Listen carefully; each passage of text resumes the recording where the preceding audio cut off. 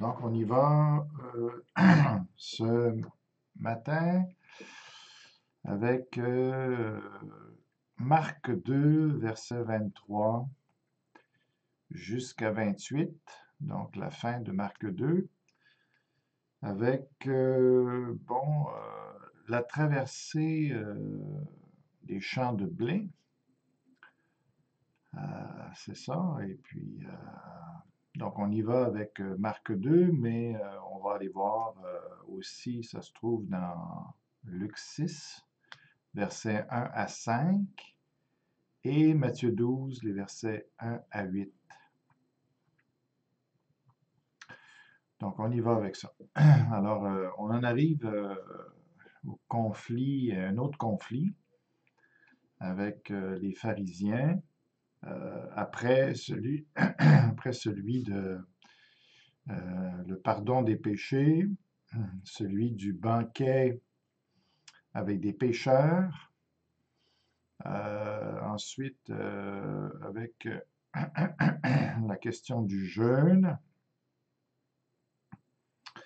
Et là, on en arrive avec le sabbat, le conflit avec le sabbat, ce qui est beaucoup plus grave, hein, parce que c'est un des fondamentaux, des choses les plus importantes, en tout cas dans la religion juive, après la circoncision et tout ça. Alors, donc c'est très, très important, un conflit majeur ici entre Jésus et les pharisiens, qui observent Jésus depuis un certain temps déjà, depuis, on ne sait pas exactement quand, mais certainement depuis qu'il a prétendu qu'il pardonnait les péchés, puis qu'il blasphémait, donc il est certainement sur surveillance étroite depuis au moins ce temps-là. Alors, on a l'impression qu'ils sont partout avec Jésus, en tout cas qu'ils le suivent un peu partout. Ici, en plein champ de blé, ils sont là, en train de regarder ce qu'il fait. Et un jour de sabbat, alors Jésus, ici, en train de faire ses tournées, sa tournée de prédication, ou son ministère en tout cas, avec ses disciples, ça fait un certain temps qu'ils n'ont pas mangé. Donc, il arrive dans un champ de blé, et puis là, ils arrachent des flagelles de blé pour froisser les épis avec leurs mains pour en extirper les graines. Et puis là, ils se nourrissent avec ça. Euh, alors, ici, les pharisiens se jugent qu'ils ont enfreint le sabbat. Alors, la loi n'interdisait pas qu'on arrache des blés comme ça. Donc, on arrache des flagelles de blé euh, dans les champs comme ça, même si ce n'était pas notre champ. On n'avait pas le droit de rentrer avec une faucille, puis d'en couper beaucoup, là, mais de les arracher comme ça, manuellement, il n'y avait pas de problème. La loi permettait ça. Donc, il n'y avait pas d'infraction à ce niveau-là. Est-ce il y avait une infraction le sabbat? Il y a rien qui est dit dans le sabbat qui condamne vraiment un tel geste. C'est plus la tradition juive, encore une fois, qui a élaboré le principe de ne pas travailler le dimanche. Et alors là, ici, de froisser, d'arracher, puis de froisser les épis comme ça, c'était vu comme moissonner, comme récolter. Alors ça, c'était du travail pour eux, donc tout ce qui avait apparence de moisson, c'était interdit. Alors même si c'est aussi limité que, que d'arracher une flagelle ou quelques flagelles, c'est ça. Alors ici, comment est-ce que Jésus va répondre à ça? Parce que finalement, c'est un reproche qu'on fait à Jésus.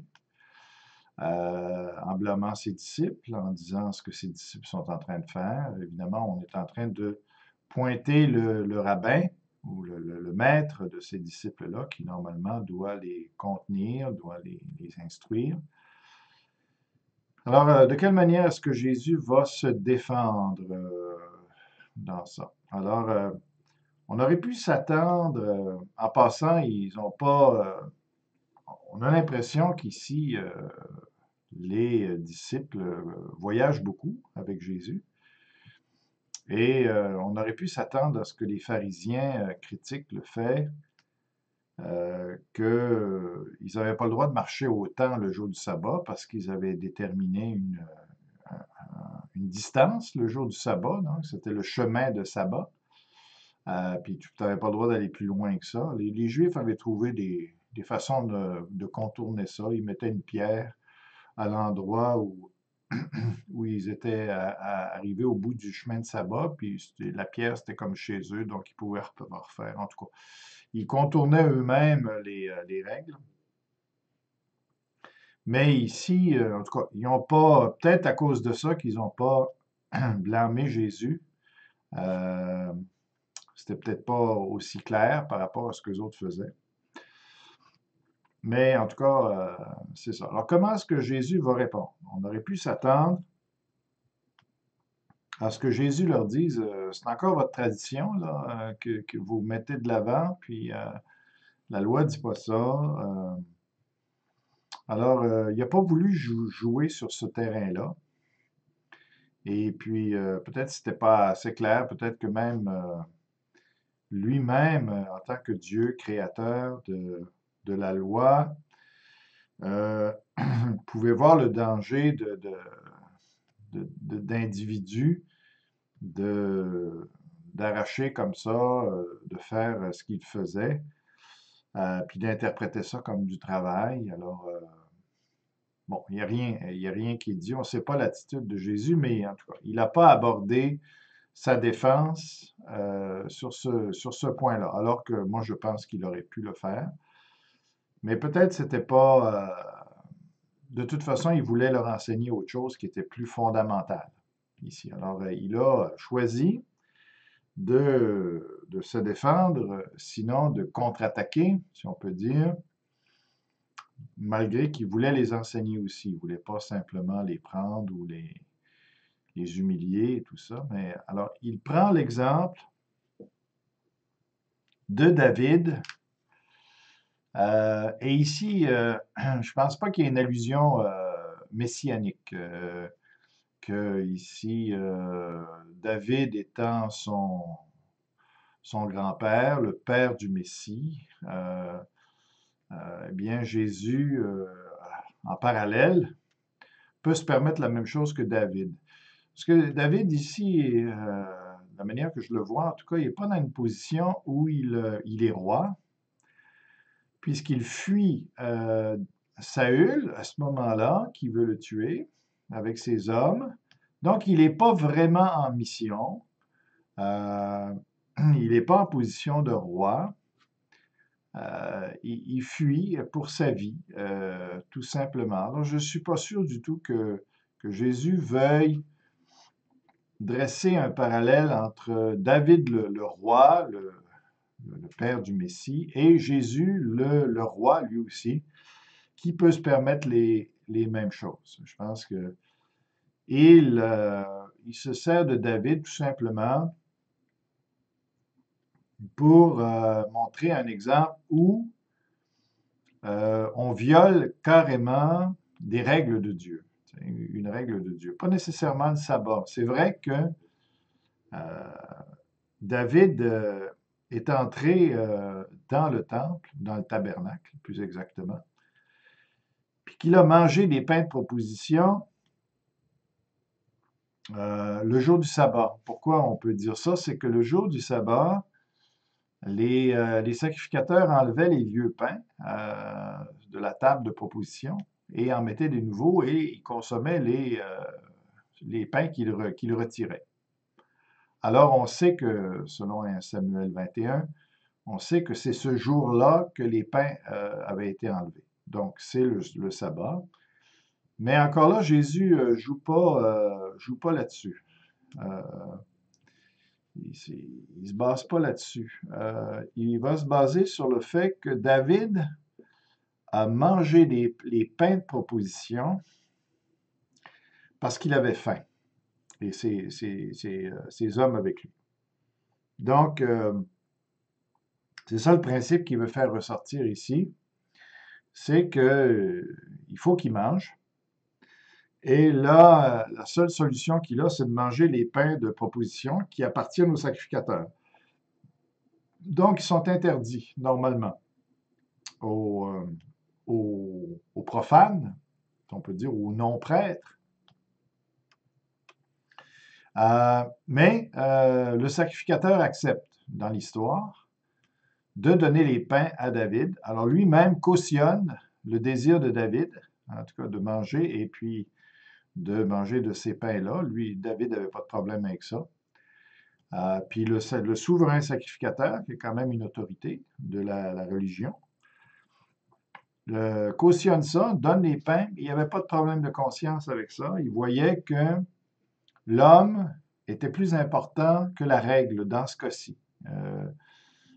Les sacrificateurs comprenaient que on peut faire des exceptions à la règle parce que l'homme, il comprenait bien que les règles de Dieu était là pour le bien de l'homme et non le contraire. Hein. Déjà, lui, il avait compris ça, le souverain sacrificateur.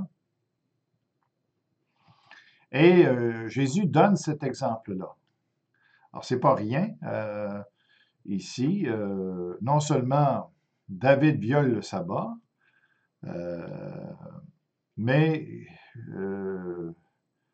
c'est surtout au niveau du temple, hein, du tabernacle, qu'il viole les règles du tabernacle. Et puis, donc, c'était quelque chose d'important. Alors,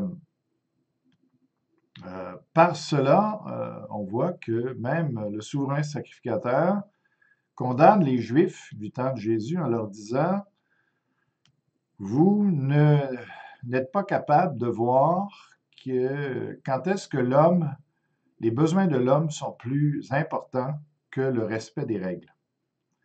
Alors, lui, le souverain sacrificateur, avait bel et bien compris le rôle de la loi par rapport à l'être humain. Il n'inversait pas les choses. Alors, il y a une désapprobation du souverain sacrificateur que Jésus fait ici, en donnant ici ce récit-là. C'est comme si Abimelech ou Abiatar, on se battra pas lequel des deux était là, eh bien,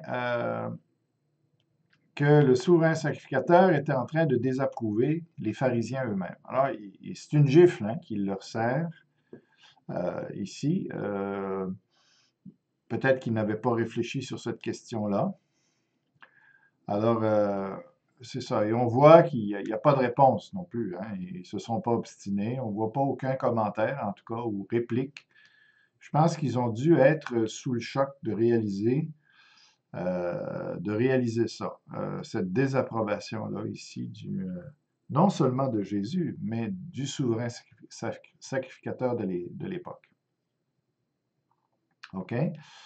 Voilà, alors Jésus, je trouve, ici, se défend très bien et met en lumière que les règles sont pour les hommes et non l'homme pour les règles. Ça, c'est important à maintenir. L'homme est plus important pour Dieu que les règles elles-mêmes. Et en cas de conflit, c'est les règles qui doivent plier, non pas l'être humain que sa vie doit être mise en jeu. Bien sûr, c'est pas pour n'importe quoi, mais quand il y a des besoins essentiels que les règles empêchent de satisfaire, eh bien, Dieu n'a aucun problème, même c'est ça qu'il veut, qu'on tienne compte de l'être humain d'abord et avant tout. Alors ça, c'est vraiment bien que Jésus souligne ça. C'est ça le légalisme, hein? C'est de mettre les règles au-dessus de l'être humain, alors que c'est le contraire qu'il faut faire. OK? Donc, C'est ça. Alors, le légalisme, c'est d'avoir une attitude par rapport à la loi qui est exagérée et puis qui ne respecte plus le, la, le rôle ou la raison d'être de la loi. OK? Alors, après ça, il leur dit, le sabbat a été fait pour l'homme et non l'homme pour le sabbat. Alors, il reprend à son compte lui-même ce que le souverain sacrificateur lui-même avait considéré, avait compris. Alors, il le réaffirme lui-même en disant que vous inversez les choses et vous traitez le sabbat beaucoup trop important par rapport à l'être humain. Et puis, donc, il y a une inversion. Ils ont complètement inversé le sens de la loi. Ils ont perverti la loi et ils sont coupables devant Dieu de faire une chose comme ça. Alors, et après, ça dit, donc Jésus et le souverain sacrificateur sont tout à fait d'accord. Hein. Et Jésus ici se montre d'accord avec ce qu'a fait le souverain sacrificateur. Et puis il dit, de sorte, au verset 28, de sorte que le Fils de l'homme est maître même du sabbat. Alors, quel est le sens du Fils de l'homme ici? Est-ce que c'est seulement, est-ce que le Fils de l'homme ici parle de Jésus uniquement? Un F avec un majuscule, OK, dans le sens que Jésus seul serait le maître du sabbat et il en fait bien ce qu'il veut quand il juge que la loi ou le sabbat lui-même ne remplit plus son rôle de faire du bien à l'homme, eh bien, lui, il a l'autorité d'aller à l'encontre de ça, de violer, dans ce sens-là, hein, entre guillemets, le sabbat. Est-ce que c'est seulement Jésus? Est-ce que finalement, ici, l'expression Fils de l'homme veut souligner que, on sait que c'est une expression qui parle de Jésus, que Jésus l'emploie souvent pour lui. Est-ce que c'est le sens fort ici de cette expression, Fils de l'homme, ici, que Jésus souligne, dans le sens que lui seul, parce qu'il est le Messie, a l'autorité sur le sabbat? On peut questionner cela. Avec l'attitude du souverain sacrificateur déjà qui, lui, a pris autorité sur la règle des pains de proposition, donc il a exercé une autorité. Puis aussi le verset 27, quand il dit le sabbat a été fait pour l'homme et non l'homme pour le sabbat, on peut avoir l'impression que c'est à l'homme aussi de juger quand est-ce que euh, le sabbat ne remplit plus son rôle d'être serviteur de l'homme. Et donc, ce ne serait pas juste Jésus ou le Messie qui aurait autorité sur le sabbat, mais aussi l'homme. Parce que sinon, on retombe, une fois que Jésus est plus là, on retombe avec la situation où finalement, on se demande, est-ce qu'on peut violer les règles de Dieu quand celles-ci ne remplissent pas le rôle d'être serviteur de l'homme? Alors, on a l'impression que c'est pas seulement Jésus qui peut faire cela, mais que c'est un précédent qu'il donne et que c'est à nous aussi à juger dans l'Église et tout ça, quand est-ce que les règles de Dieu ne, ne, ne remplissent plus leur rôle. Hein. On pourrait prendre l'exemple je ne sais pas si c'est un bon exemple, il me semble que oui, mais habituellement, on pourrait dire aux chrétiens, vous n'avez pas d'affaire à aller dans un bar pour prendre de la boisson. Alors, règle générale, c'est un excellent conseil, hein, parce qu'il y a beaucoup de corruption là. Mais est-ce qu'on pourrait faire un reproche à un chrétien, par exemple, qui a une conversation, je ne sais pas, moi, avec quelqu'un ou un groupe, et puis que ces gens-là l'invitent à aller au bar qui est juste à côté pour continuer la conversation, et puis ils jugent que ces gens-là sont peut-être sur le point d'accepter le Seigneur, ou de toute façon, ils montrent de l'intérêt. Et là, il prend la décision finalement de rentrer dans le bar et puis de même peut-être prendre une bouteille de bière. Si quelqu'un a vraiment un problème avec l'alcool, d'être esclave de l'alcool ou tout ça, de prendre un verre d'eau ou un verre de 7-Up. Mais en tout cas, il rentre dans le bar. Est-ce qu'on pourrait blâmer ce chrétien-là À mon avis, non. Ici, donc, c'est pas seulement Jésus qui peut assumer, il me semble, de voir quand est-ce que l'homme a primauté sur la règle. Et puis, c'est ça. Bien sûr, il ne faut pas l'abuser, bien sûr, il ne faut pas se donner des fausses excuses et tout ça. Mais certainement, en tout cas, que Jésus a cette autorité-là, c'est lui qui en montre, qui en fait le précédent, qui en montre en tout cas l'avenue en tout premier. Alors, qu'on le prenne d'une façon générale pour l'homme ou qu'on le prenne pour Jésus, je pense que les deux sont viables. Même si on dit ici que ce texte-ci dit que c'est seulement Jésus, dans ce cas-ci, qui est maître du sabbat, je ne pense pas on outrepasserait l'autorité de l'homme si on se permet d'évaluer quand est-ce que les règles ne sont pas au profit de l'être humain. OK, alors on va aller voir dans Matthieu maintenant, ou tiens, Luc 5, Luc 6, excusez. On va compléter en faisant la lecture de ça.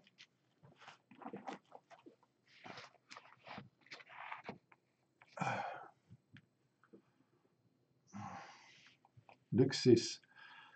Alors, verset 1. Il arriva un jour de sabbat, appelé second premier, que Jésus traversait. Alors, appelé second premier, c'est pas c'est pas dans les meilleurs manuscrits, mais il y a un ajout ici pour préciser de quel sabbat il s'agissait. Que Jésus traversait des champs de blé. Des champs de blé. Donc, on voit qu'il y a une certaine distance parcourue, là, pas juste un champ. Ses disciples arrachaient des épis et les mangeaient après les avoir froissés dans leurs mains. Quelques pharisiens leur dirent, « Pourquoi faites-vous ce qu'il n'est pas permis de faire pendant le sabbat? » Pour eux, ils ne font pas de distinction entre la loi, ce que la loi dit, et ce que la tradition dit. Hein. Pour eux, c'est devenu, la tradition est aussi au même niveau que la loi, ce qui est fautif. Jésus leur répondit, « N'avez-vous pas lu ce que fit David lorsqu'il eut faim, lui et ceux qui étaient avec lui, comment il entra dans la maison de Dieu, prit les pains de proposition, en mangea et en donna à ceux qui étaient avec lui, bien qu'il ne soit permis qu'aux sacrificateurs de les manger. Et il leur dit, le Fils de l'homme est maître même du sabbat. » Ah, il n'y a pas vraiment de commentaire à ajouter là. Maintenant, on va tourner dans Matthieu 12. On va aller voir le texte parallèle dans Matthieu 12. Là, il y a un détail particulièrement qui va être intéressant de regarder. En ce temps-là, Jésus traversa des champs de blé un jour de sabbat. Ses disciples qui avaient faim se mirent à arracher des épis et à manger. Les pharisiens, voyant cela, leur dirent, voici, tes disciples font ce qu'il n'est pas permis de faire pendant le sabbat. Mais Jésus leur répondit, n'avez-vous pas lu ce que fit David lorsqu'il eut faim, lui et ceux qui étaient avec lui? Comment il entra dans la maison de Dieu et mangea les pains de proposition qu'il n'était permis de manger ni à lui ni à ceux qui étaient avec lui, qui étaient réservés aux souverains sacrificateurs seuls ou aux sacrificateurs seuls. Et là, il rajoute quelque chose, c'est là que le commentaire s'ajoute. Ou n'avez-vous pas lu dans la loi que les jours de sabbat, les sacrificateurs violent le sabbat dans le temple sans se rendre coupables? Ben oui, eux autres, ils travaillent le jour du sabbat. Puis ils n'ont pas le choix parce que c'est leur grosse journée, hein. Les gens viennent au temple, justement, cette journée-là, particulièrement. Et puis les sacrifices doivent se faire, tout ça, donc ils n'ont pas le choix. Et puis c'est dans la définition même du sabbat, d'ailleurs, le repos, c'est pas juste un repos du corps, c'est un repos de l'âme aussi. Donc, qui demande l'adoration, qui demande le pardon des péchés, qui demande la bénédiction de Dieu. Alors, le sabbat demande le fonctionnement du temple. Euh, alors, nécessairement, ils vont violer, hein, parce que dans le fond, ils ne le violent pas, mais on pourrait penser qu'ils le violent, parce qu'ils travaillent le jour du sabbat. Mais ils n'en sont pas coupables. Or, je vous le dis, il y a ici quelque chose de plus grand que le temple. Euh, alors, ici, alors, Jésus, est-ce que c'est Jésus qui est plus grand que le temple? Oui, certainement, aussi. Euh, et parce qu'il dit, je vous le dis, il y a ici quelque chose, hein. Il ne dit pas précisément, il y a quelqu'un, donc euh, je pense que le grec, en tout cas, il y a un débat là, mais il y a aussi quelque chose de plus grand que le temple. Alors d'un côté, Jésus est certainement plus grand que le temple, puisque c'est lui qui est servi dans le temple, donc on adore dans le temple, qui est le donateur de la loi, qui est le créateur de toutes choses. Alors, mais si on garde le quelque chose, l'expression neutre, euh, alors on peut penser que le service de l'Évangile, ce que Jésus est en train de faire, est plus important que le service qui se fait dans le temple. Alors, les sacrifices et tout ça, même Jésus va finir par offrir son sacrifice. Donc, ici, c'est clair que Jésus ne peut pas arrêter son ministère, qui est beaucoup plus grand que la loi, hein, la grâce et tout ça. Alors, il ne peut pas arrêter, surtout le jour du sabbat, où lui, il est l'accomplissement du vrai repos, hein. Alors, donc, le vrai sabbat, Paul va nous dire qu'il est le vrai sabbat. Comment Jésus pourrait arrêter pour observer le sabbat alors qu'il est l'accomplissement du sabbat? Et que le jour du sabbat, justement, son ministère est l'accomplissement du vrai sabbat par la guérison des gens, par le pardon des péchés, par tout ça. Alors, il est l'accomplissement même du temple, de tout ce que le temple faisait.